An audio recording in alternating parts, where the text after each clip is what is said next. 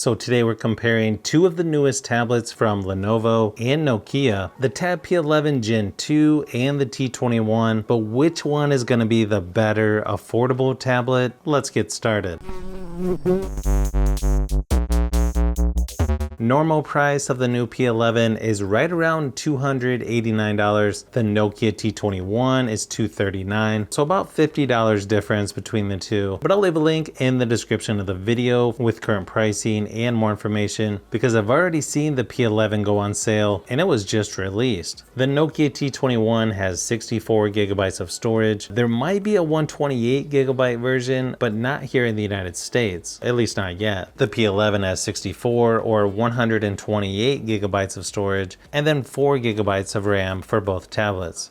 The P11 has an 11.5 inch IPS LCD display with 2000 by 1200 resolution versus a smaller 10.36 inch IPS LCD display on the T21 with the same 2000 by 1200 resolution, up to 120 Hz refresh rate on the P11, only 60 Hz on the Nokia T21. Now to me it's pretty obvious on which one looks better in person. The P11 has a little bit better viewing angles, the colors look a little more vibrant, and the P11 just appears to have a little bit brighter screen when compared to the Nokia T21. But overall, both have pretty good displays for a more affordable tablet. It's just when you put them next to each other, the P11 definitely looks better in my opinion. You also get up to 1440p resolution on the P11 when watching YouTube videos, only 1080p resolution on the Nokia T21, and then both tablets are Widevine L1, so you can watch full HD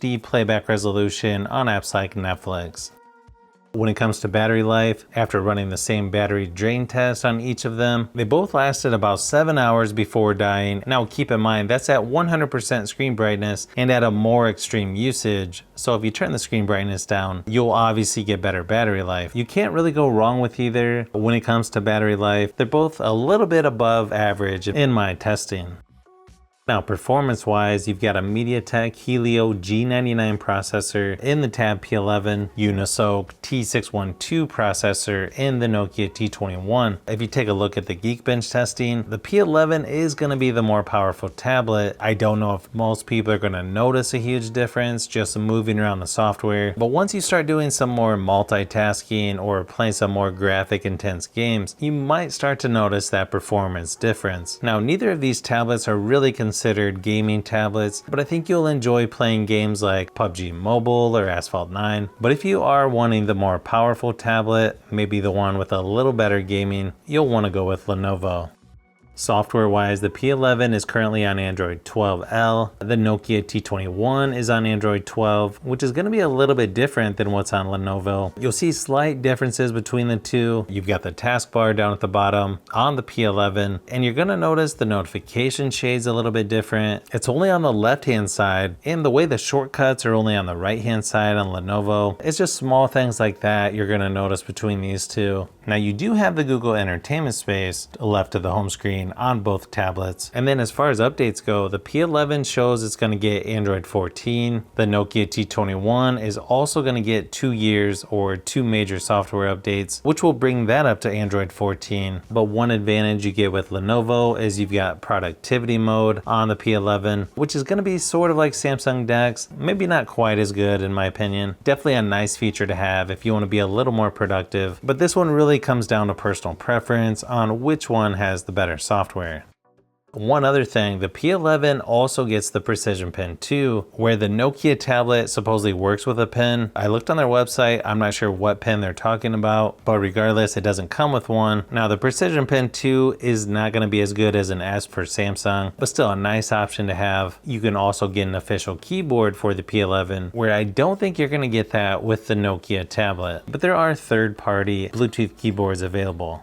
Good thing is you get a headphone jack on both tablets. One advantage for Lenovo, you got a quad speaker setup where it's only 2 speakers on Nokia. Pretty obvious in person that the P11 sounds better, but here's a quick sample of each just to give you an idea of what to expect.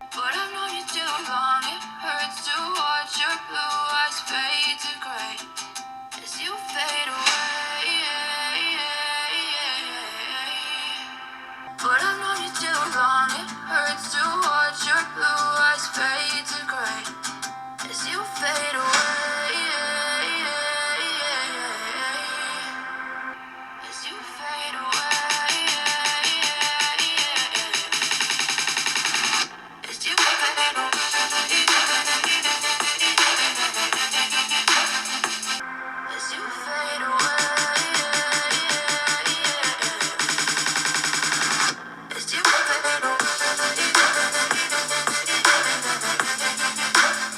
Now the cameras on these two tablets, not going to be the best out there. Kind of what you would expect though on tablets in this category. You get an 8 megapixel front facing, 13 megapixel on the back for the P11, where the Nokia T21 has an 8 megapixel on the front and an 8 megapixel on the back. You can go up to 1080p resolution for video recording on both. I might give the slight advantage to Lenovo as far as quality of cameras, but you could probably get away with using either one of these for video conference calls. Just make sure you have good lighting because these are going to struggle in lower light situations. Here's a few samples of each just to give you an idea of what to expect.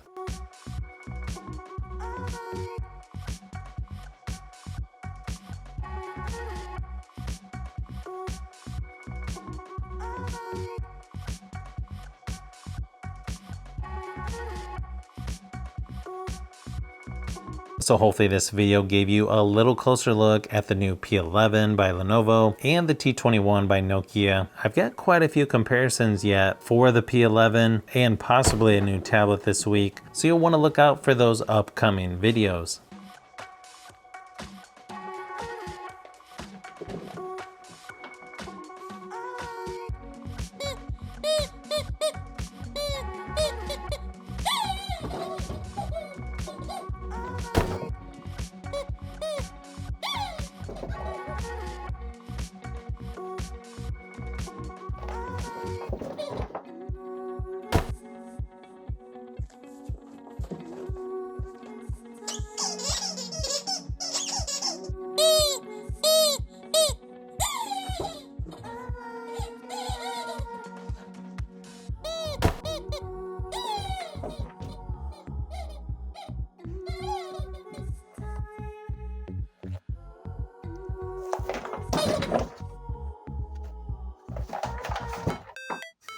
So if you've made it this far into the video, you may want to say thanks by subscribing, and don't forget to give a thumbs up if this video was helpful. This is Brian from Fishbee Productions. Thanks for watching, and I'll see you on the next one.